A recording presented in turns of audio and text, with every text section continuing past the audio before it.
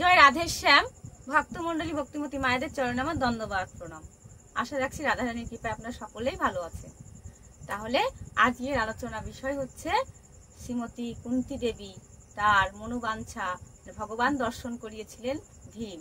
কি করে দর্শন করালেন, কিভাবে মনের মণিকোঠারে কুন্তী দেবীর প্রিয় পাত্র হয়ে উঠলেন ভীম, এই নিয়ে আজকে আমাদের আলোচনা। তাহলে আপনারা কৃপাপূর্বক সেই আমাদের এই ভিডিওটি আপনারা দর্শন করবেন, শ্রবণ করবেন। তাহলে মা, আমরা সকলেই জানি পৃথিবীতে সর্বশ্রেষ্ঠ মানে 5 জন সতী আছে, তাই না মা? তার মধ্যে কুন্তী দেবী একজন।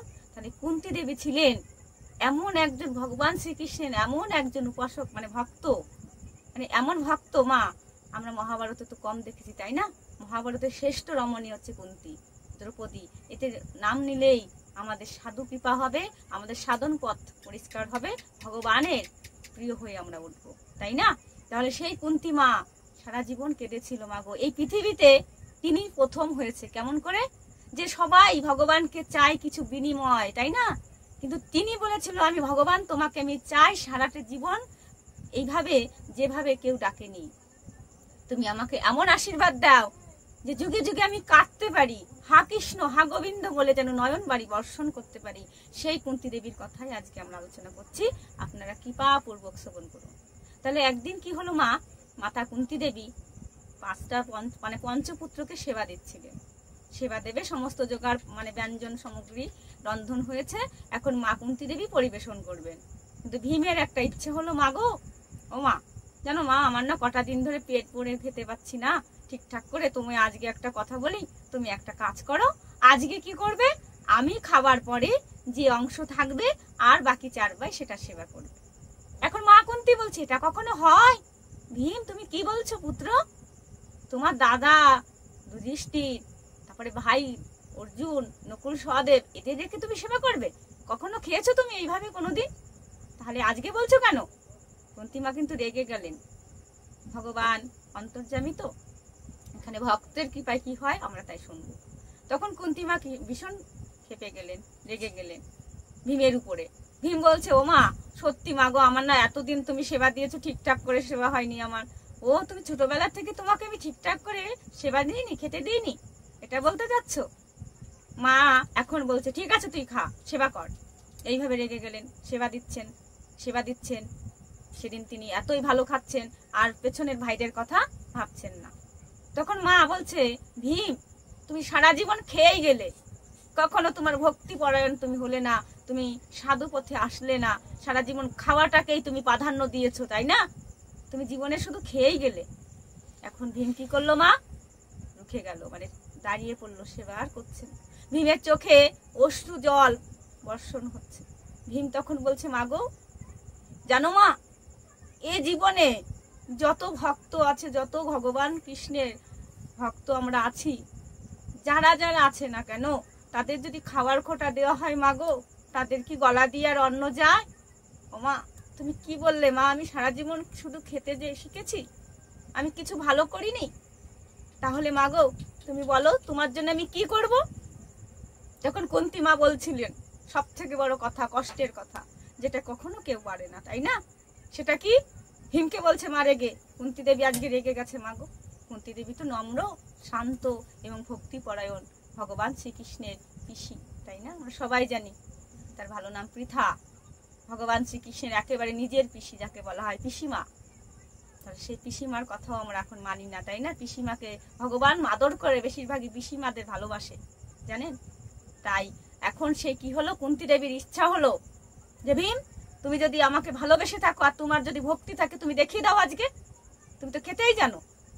ভীমও রেগে গেল যে মার কথার উত্তরে আমি যদি না পারি এ জীবন আর রাখবো না। তখন বললো হে মা কুন্তী দেবী তুমি আমায় বলো, আদেশ করো, আমি যদি না মানতে পারি মাগো তোমার এই পুত্রের মানে মুখখানি তোমার আর দর্শন করতে হবে না। তখন বলছে এখনই তুই পারবি এই জগৎ বিশ্ব ব্রহ্মাণ্ডের মালিক অনাদিরাদি গোবিন্দ তাকে আমার সামনে দর্শন করাতে? পারবি? মাগো তুমি কি বললে মা? ঠিক আছে, আমার ভগবান শ্রীকৃষ্ণকে যদি আমি আজকে তোমার সামনে আনতে না পারি তাহলে এ জীবন আর রাখবো না। এই কথাই হলো দুজনার মধ্যে। এখন ভীম কি করলো?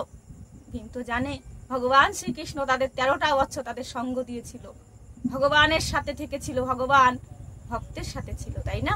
তাহলে সেখানে ভীম কি করলো?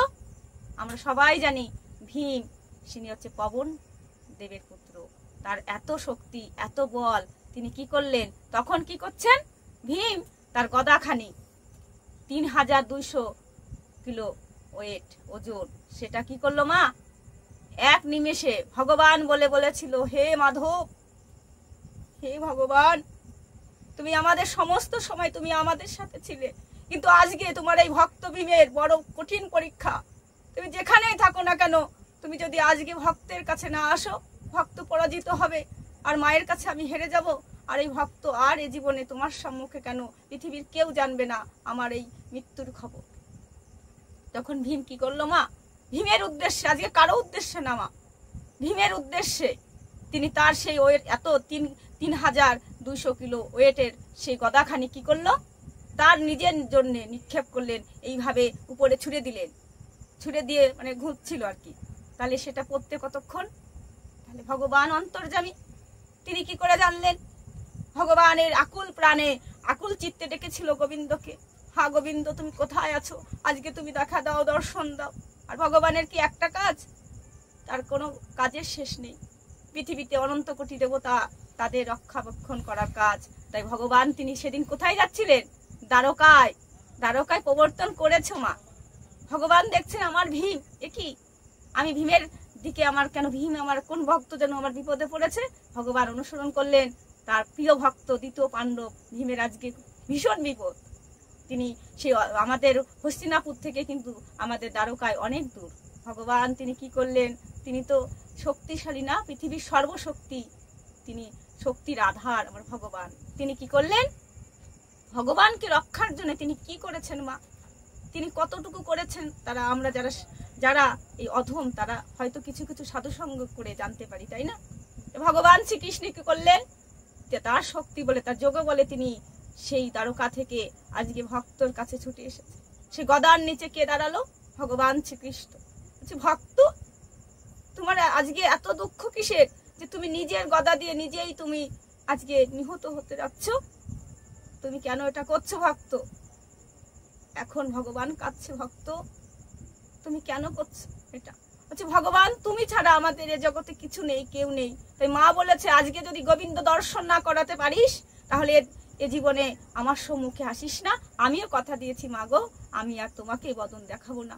তাই হে গোবিন্দ, হে প্রাণনাথ, তুমি এসেছো, ভক্তের কথা রেখেছো, যুগে যুগে তুমি আছো, থাকবে এবং পৃথিবীর ভক্তের মনোবাঞ্ছা পূর্ণ করবে। তাই কুন্তী মা তখন কি করলো? দেখলো ভগবান সত্যি আমার ভীম এতই ভক্ত হয়েছে। তাই কুন্তী মা এসে কি করলো? আজকে বলছে হে পুত্র, তুমি আমার পুত্র নয়, তোমার চরণখানি আমায় দাও। যে ভগবান তোমার কি এমন তোমার শক্তি, যে শক্তি দিয়ে তুমি গোবিন্দকে পেলে? তোমার মধ্যে কি শক্তি আছে? এত ভজন করেছো তুমি, আর তোমায় আমি ভুল বুঝেছি। তাই তুমি আজকে আমার বুকে আসো, তোমায় আমি জড়িয়ে ধরি, যুগে যুগে যেন তোমার পুত্র, তোমার মতো পুত্রকে আমি গর্ভে ধারণ করতে পারি, আর তুমি আমার প্রিয় পুত্র হয়ে গেলে আজকে থেকে। তাই ভীম তুমি আমার হৃদয়ে আসো। মা তখন আলিঙ্গন করছে, পুত্রকে জড়িয়ে ধরে কাঁদছে যে আমার পঞ্চপুত্রই সঠিক ভক্ত হয়েছে, প্রাণ গোবিন্দের চরণে তাদের ঠাঁই আছে, আশ্রয় আছে। যে না, আজকে ভীম আমাকে গোবিন্দ দর্শন করাতে পারলো। মা আমরা কি পারবো আমার মাকে দর্শন করাতে, গোবিন্দ দর্শন?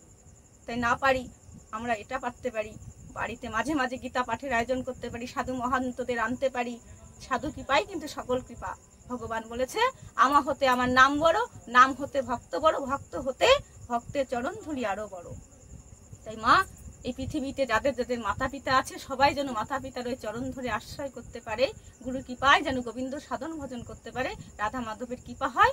মাগো এইভাবে ভীম মা কুন্তী দেবীকে ভগবান দর্শন করিয়েছিলেন। তাই আমরা একটি ভিডিওর মাধ্যমে, কারণ মহাভারত এত বড় মা, তাই আমরা সঠিকভাবে আপনাদের হয়তো মনোরঞ্জন করতে পারি না। তাহলে আমাদের পরবর্তী ভিডিওগুলো আপনারা দেখবেন। আর এই মহাভারত গীতা সংক্রান্ত কথা আপনাদের যদি ভালো লাগে এই অধমের বদন থেকে, তাহলে আপনারা লাইক, কমেন্ট, শেয়ার, সাবস্ক্রাইব এবং পাশে থাকা বেল আইকনটি ক্লিক করে দেবেন। ভালো থাকবেন, সুস্থ থাকবেন। জয় মহাভারত কি জয়।